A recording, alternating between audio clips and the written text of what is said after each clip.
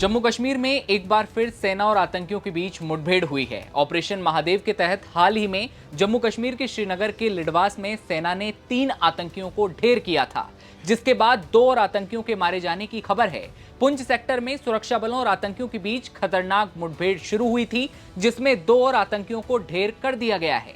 सेना ने बताया कि इस इलाके में संदिग्ध आतंकवादियों की गतिविधियां देखी गई थी, जिसके बाद भारतीय सेना और जम्मू कश्मीर पुलिस ने संयुक्त रूप से ऑपरेशन शुरू किया। इसी दौरान आतंकियों ने सुरक्षा बलों की टीम पर गोलीबारी की और इसके जवाब में कार्रवाई करते हुए सुरक्षा बलों की टीम ने मुठभेड़ में 2 आतंकियों को मार गिराया है। सुरक्षा बलों ने बताया कि देगवार सेक्टर में एलओसी के पास संदिग्ध गतिविधियों की सूचना मिली थी और इसके आधार पर सेना ने तुरंत इलाके को घेर लिया और सर्च ऑपरेशन शुरू किया। ऑपरेशन के दौरान आतंकवादियों ने सुरक्षा बलों पर गोलीबारी की, जिसका जवाब देते हुए सेना ने 2 और आतंकियों को ढेर कर दिया है। बताया जा रहा है कि आतंकी पाकिस्तान से घुसपैठ की कोशिश कर रहे थे। मुठभेड़ के बाद इलाके में सर्च ऑपरेशन और तेज कर दिया गया ताकि ये सुनिश्चित किया जा सके कि आतंकी तो इलाके में अब नहीं छिपे हैं। हाल ही में संसद में गृह मंत्री अमित शाह ने भी पहलगाम हमले के आतंकियों का जिक्र किया था और कहा था कि ऑपरेशन महादेव में सुलेमान और फैजल, अफगान और जिब्रान, ये तीनों जो आतंकवादी हैं, भारतीय सेना, सीआरपीएफ और जम्मू कश्मीर पुलिस के संयुक्त अभियान में मारे गए। ऑपरेशन महादेव जो कल एक हुआ है, इसकी जानकारी देना चाहता हूं। माननीय अध्यक्ष जी, कल ऑपरेशन महादेव में सुलेमान उर्फे फैजल जट, अफगान और जिब्रान, 3 आतंकवादी सेना, सीआरपीएफ और जम्मू कश्मीर पुलिस के संयुक्त अभियान में ऑपरेशन महादेव में मारे गए। और माननीय अध्यक्ष जी, ये जो सुलेमान है, ए श्रेणी का लश्कर तोयबा का कमांडर था।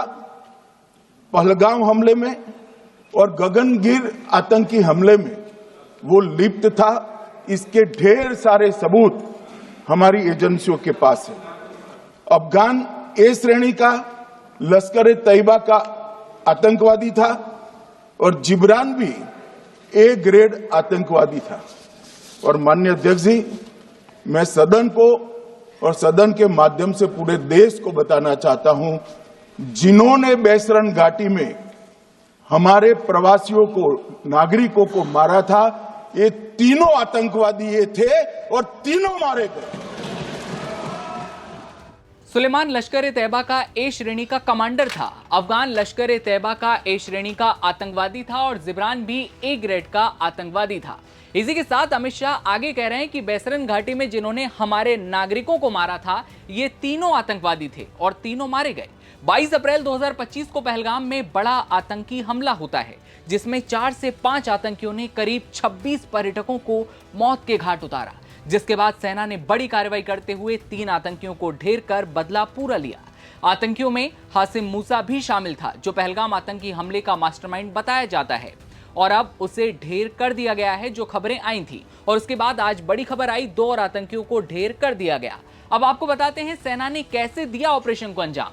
सेना ने ड्रोन और अपने खुफिया एजेंटों के जरिए आतंकियों की लोकेशन ट्रैक की थी, जिसके बाद दाजिगाम के जंगलों में आतंकियों के होने की खबर मिलती है, जहां वे छिपे हुए थे। 28 जुलाई की सुबह सुरक्षा बलों ने इलाके को घेर लिया, आतंकियों ने गोलीबारी शुरू की और फिर सेना ने दिया मुंह तोड़ जवाब। 6 घंटे तक चली मुठभेड़ में 3 आतंकियों को ढेर कर दिया गया।